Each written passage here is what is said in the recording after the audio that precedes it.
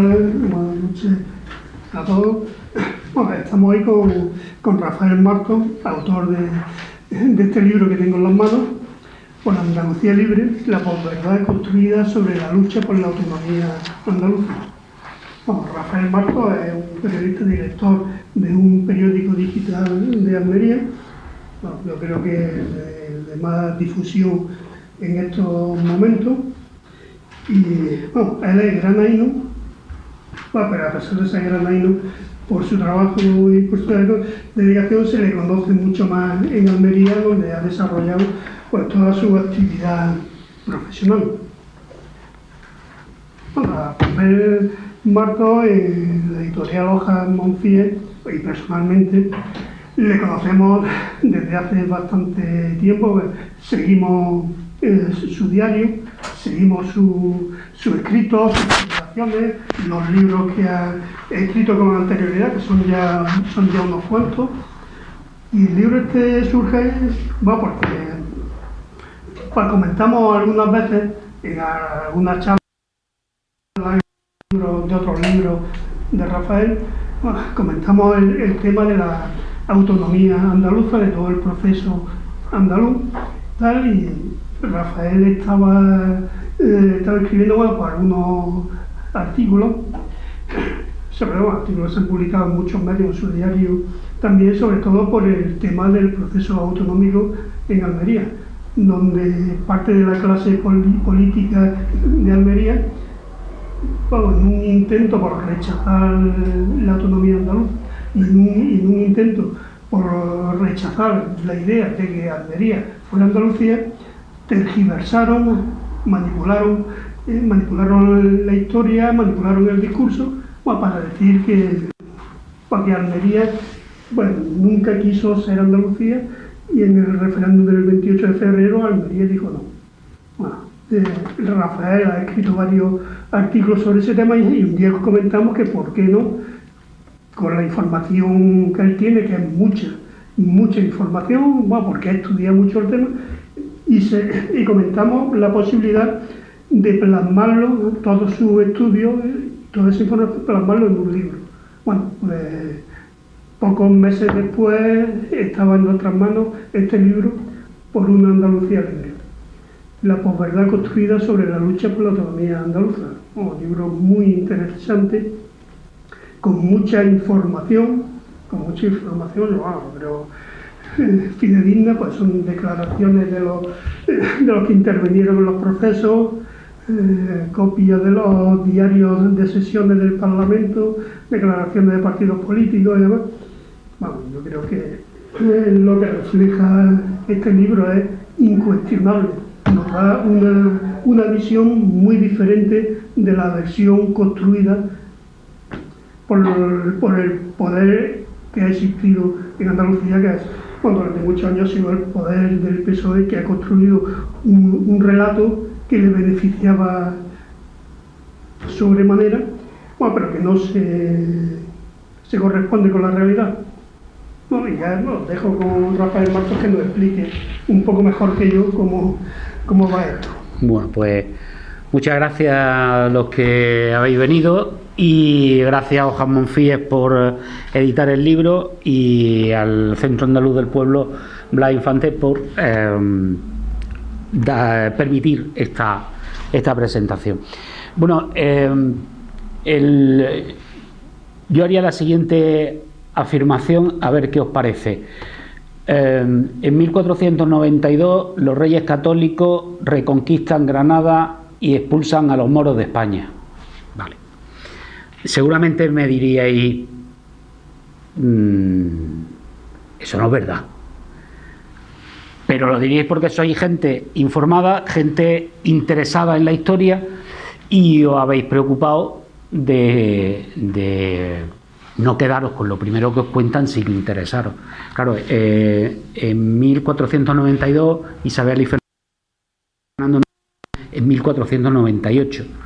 No los fueron, el Papa no los hizo católicos por eso, sino por la evangelización de América. Sin embargo, al rey de Francia sí eran ya sus majestades cristianas.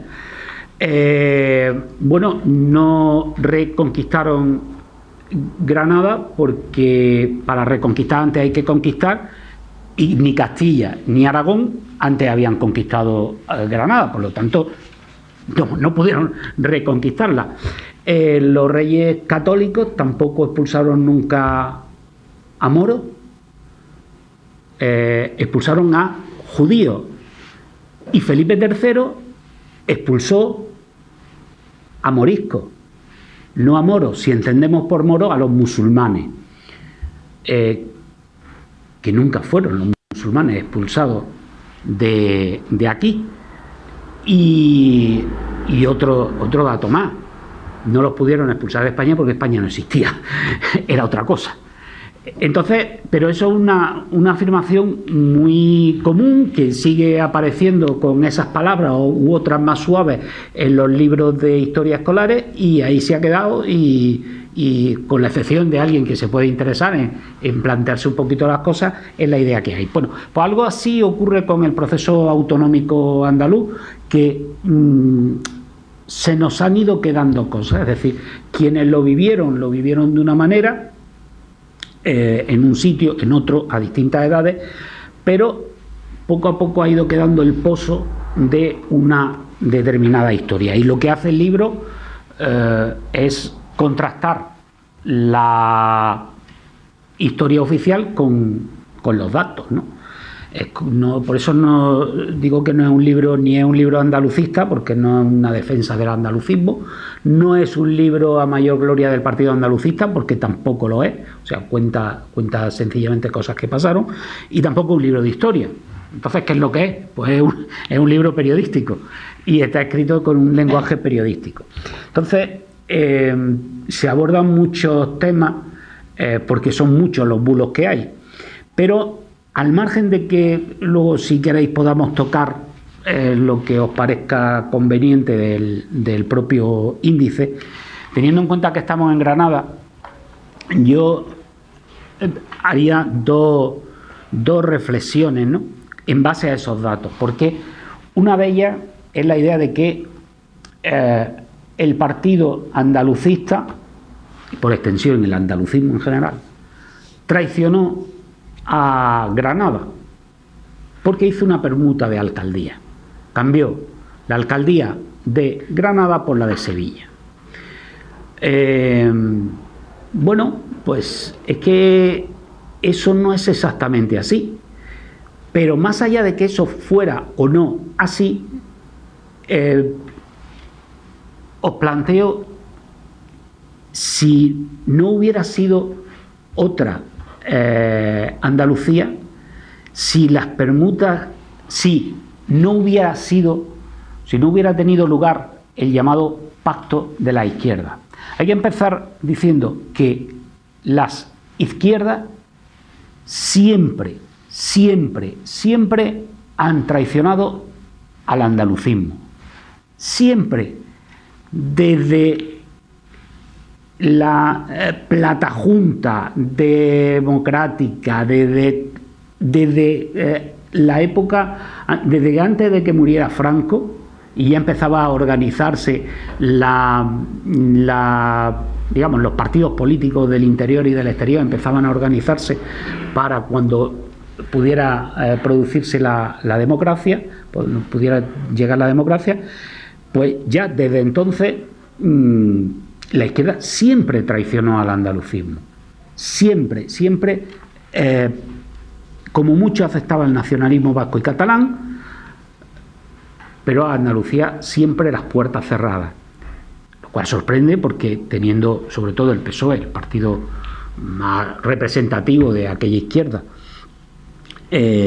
junto con el PC, pero lo del PC es otra cosa, el partido socialista, allá donde hubiera andalucistas, no quería estar.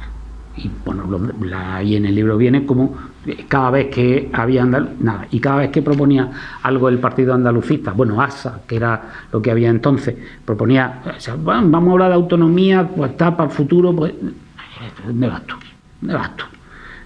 Los vascos, los catalanes, ya bien, pues Ya digo, siempre la izquierda traicionó al andalucismo. ¿Y qué pasó entonces con esa permuta de alcaldía? ¿Y cómo habría sido Andalucía si no se hubiera producido el pacto de izquierda? Pues probablemente muy distinta y en positivo. Lo digo porque os planteo lo siguiente: 8 provincias, capitales de provincia. En Almería, por ejemplo, el pacto UCD-PSA habría permitido que no gobernara el PSOE. Lo mismo habría podido pasar en Cádiz, lo mismo en Granada, lo mismo en Jaén y lo mismo en Sevilla. Es decir, tendríamos que el Partido Socialista solamente ganó claramente en Málaga. Solamente podía garantizarse la alcaldía de Málaga. Ellos solos. A todos los demás frente a la UCD. Pues imaginaros que el PSOE se queda con Málaga, que el PC se queda con Córdoba. En Huelva, UCD y PSA no daban. Por lo tanto, también habría gobernado Huelva el PSOE.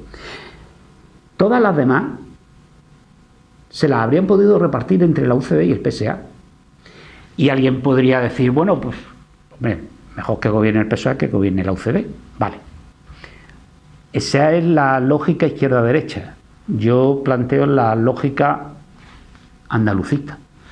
Es decir, ¿os imagináis que, por ejemplo, en Almería hubiera gobernado el PSA, en Cádiz hubiera gobernado el PSA, en Granada hubiera gobernado la UCD y en Jaén hubiera gobernado la UCD? ¿Os imagináis 2, 3, 4 capitales de provincia en las que hubiese habido alcaldes andalucistas? A cambio de eso, de tener hasta 4, si se hubieran quedado con todas, claro, el Partido Andalucista acabó teniendo una, por ese pacto de la izquierda.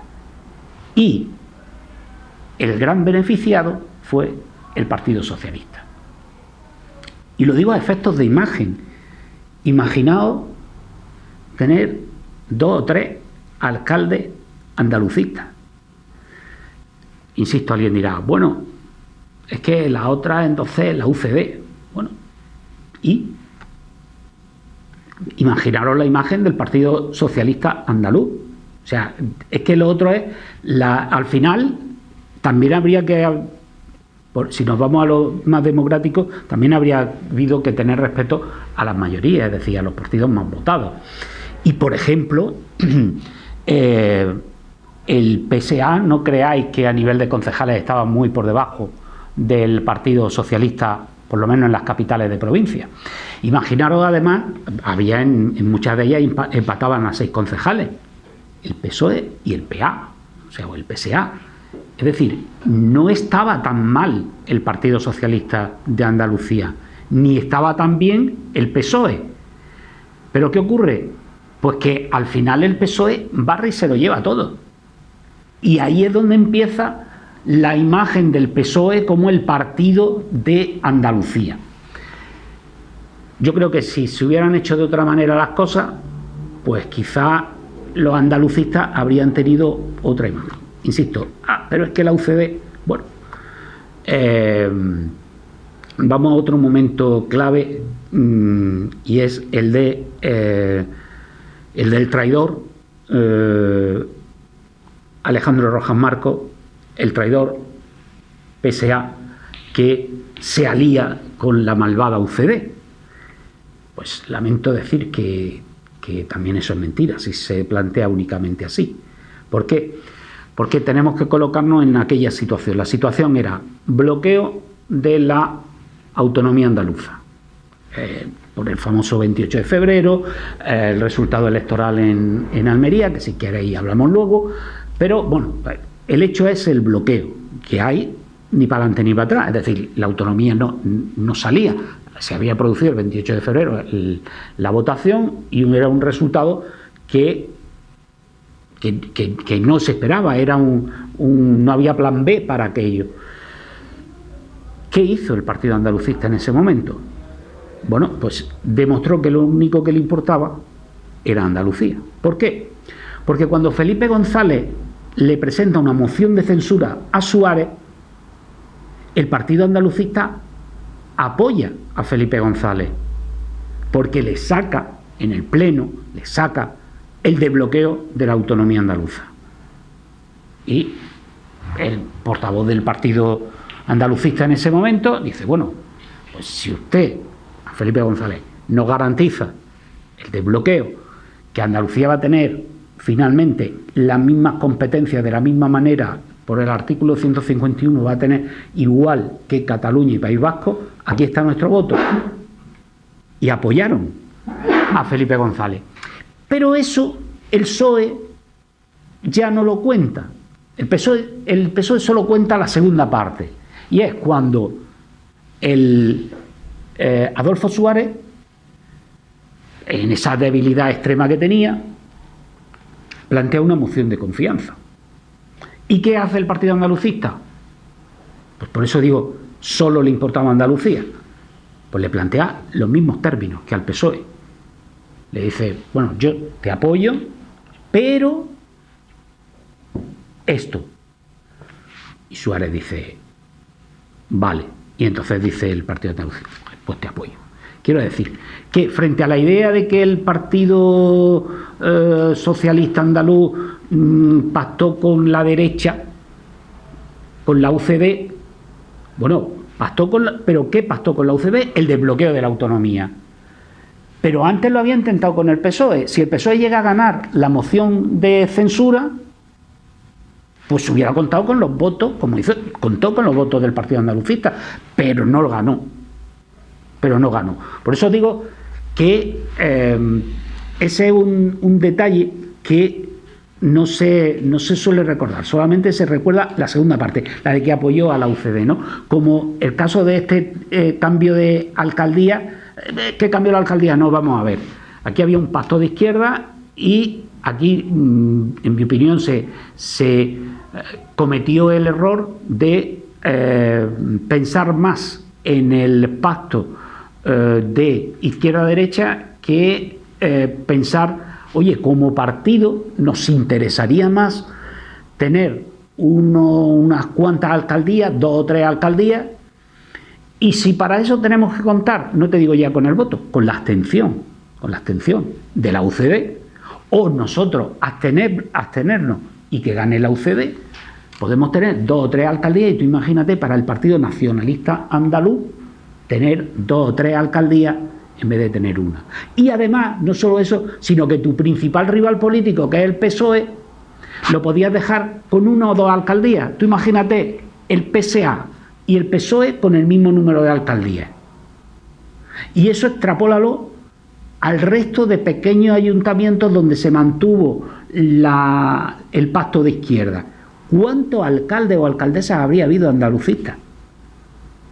¿Qué imagen habría dado eso de Andalucía a la hora de que se produjeran unas elecciones al Parlamento andaluz? Pero claro, primó más el pacto de izquierda. Es que la izquierda, insisto, sistemáticamente ha traicionado al andalucismo. Luego hay otro tema. Antes hemos comentado algo de Manuel José García Caparrós. Claro, es curioso como la historia nos hace que nos quedemos con unas partes y no con otras. Bueno, es curioso que aquí hubo una manifestación el 4 de diciembre, que todos recordamos, muy potente, quizá la más grande que ha habido en Andalucía, yo creo que en todos los tiempos. Y oye, no sabemos muy bien quién la organizó, ni cómo se organizó, ni quién la montó. No. Y parece ser que la montó el PSOE. O sea, si mira, parece que la montó el PSOE, cuando el PSOE fue a rastra como todos los demás partidos políticos.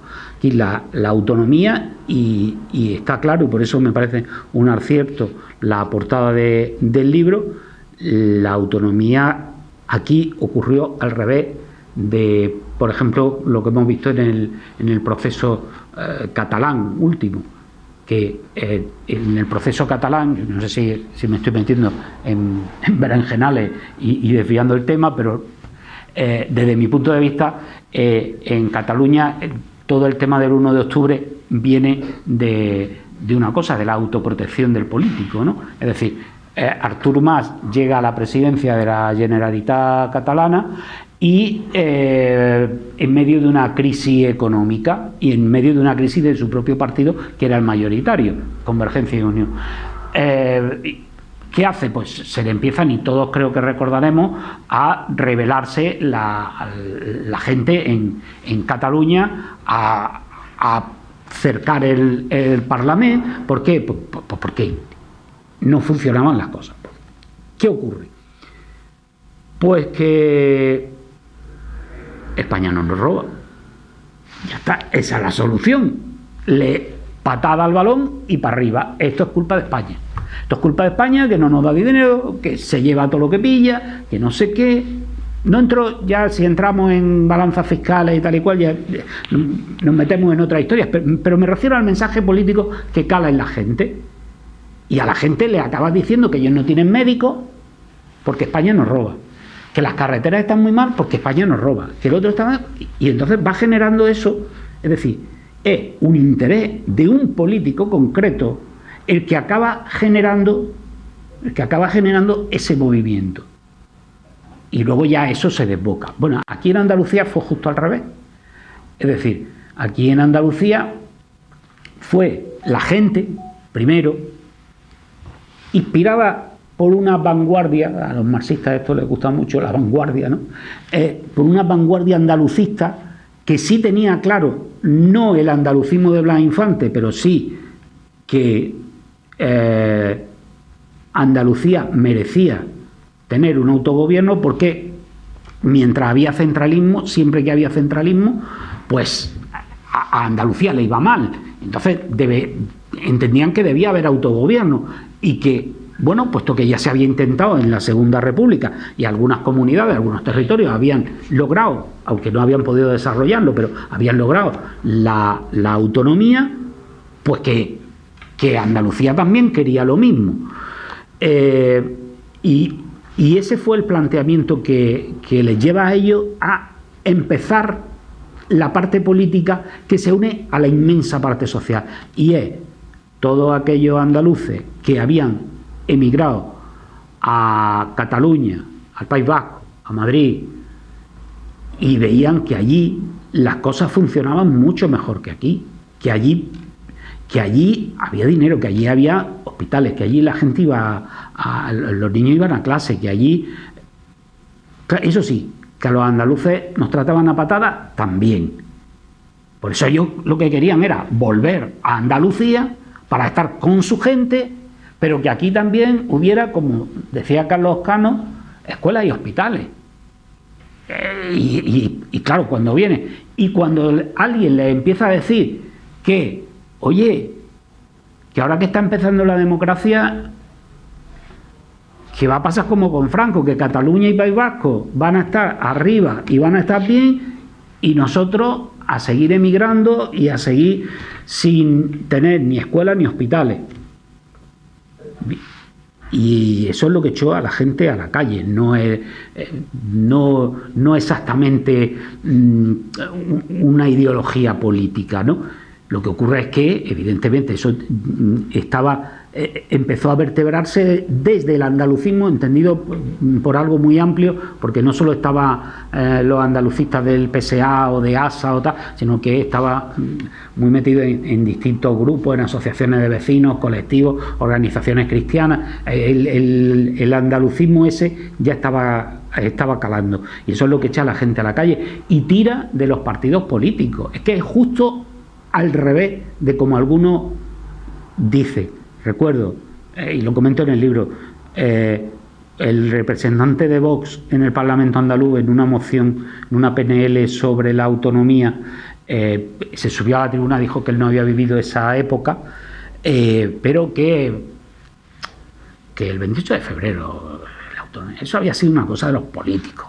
Hombre, por Dios, fue justo al revés. Si donde hubo realmente un movimiento popular fue en Andalucía, no en otro sitio, en Andalucía sí fue un movimiento popular, ¿verdad?, que con una vanguardia andalucista, y luego fue tan fuerte que los partidos políticos se vieron obligados a seguirlo.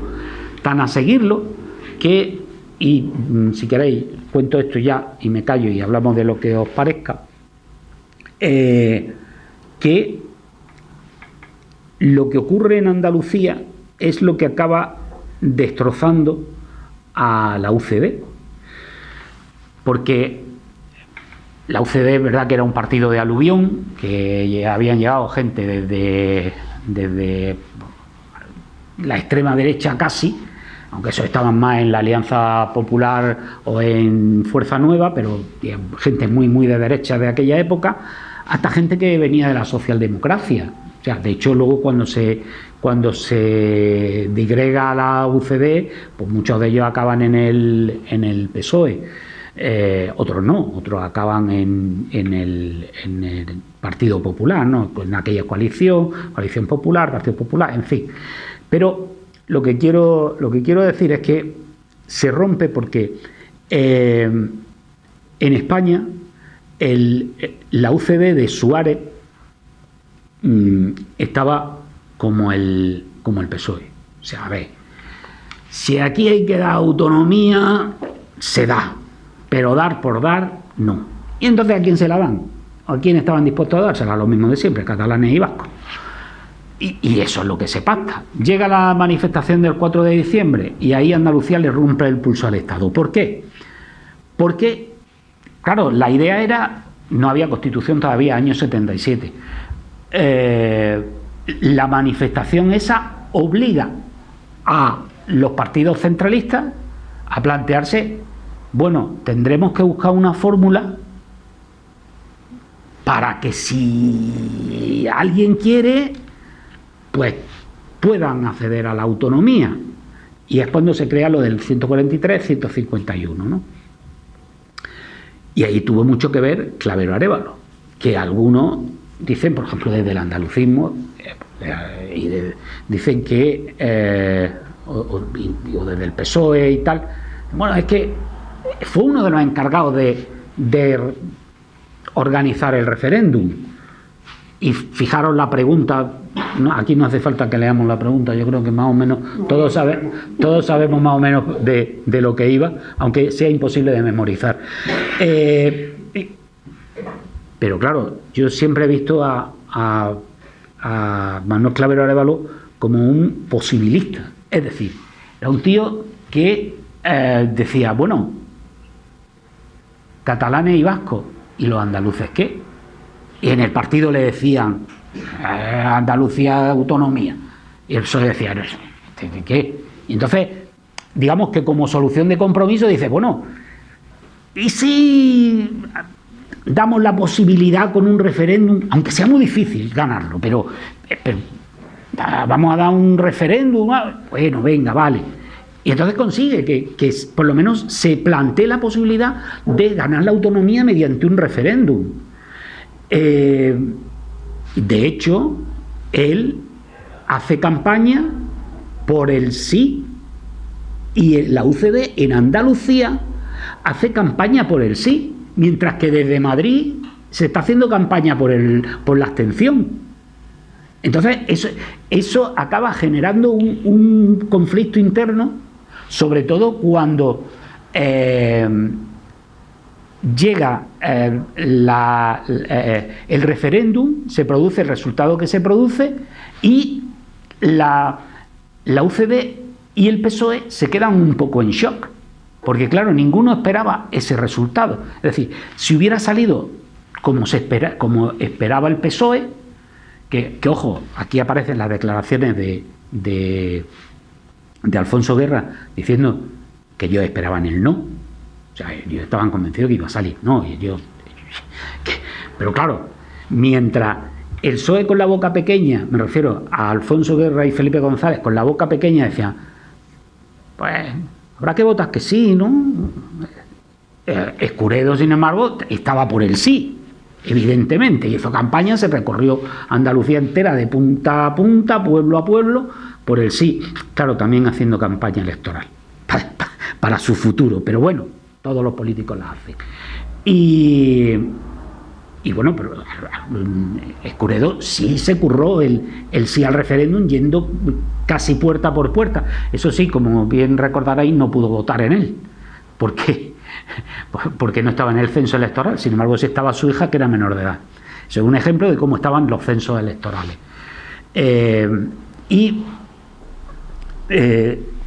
La UCD, ya digo que cuando se produce el resultado, se produce un shock en los dos partidos, porque, claro, ¿ahora qué hace?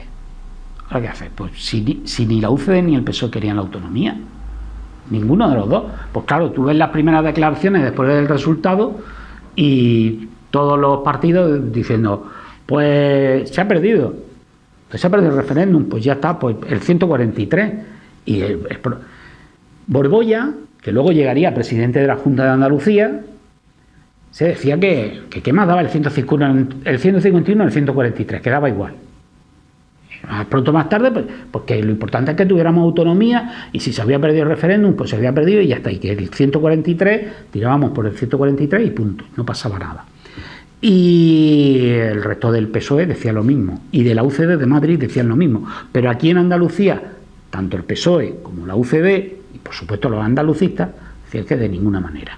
Aunque hay que decir que que Escuredo, en un primer momento estuvo por él dar por perdido el referéndum y aceptar el 143. O sea, luego ya cambió. Cuando vio que los andalucistas se crecían diciendo no, Andalucía ha dicho que sí, porque ha dicho que sí en 7 provincias y en la que ha salido que no, hay 10 veces más síes que no, con lo cual está claro que la gente ha dicho que sí. Esa victoria moral hay que convertirla en algo legal. Entonces, a raíz de esa insistencia es cuando Rafael Escuredo empieza a virar y a decir, bueno, pues sí, algo habría que hacer, ¿no? Y se hizo.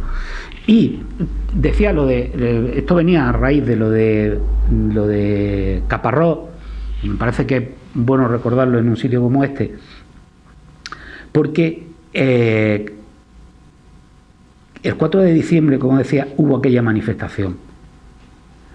Pero es alucinante que en el Congreso de los Diputados no se hablara de ella.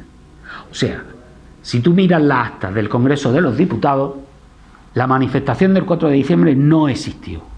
Hubo una manifestación en Málaga en la que, de tipo laboral, porque hay mucho paro en Andalucía, y entonces hubo una manifestación de trabajadores en Málaga, y alguien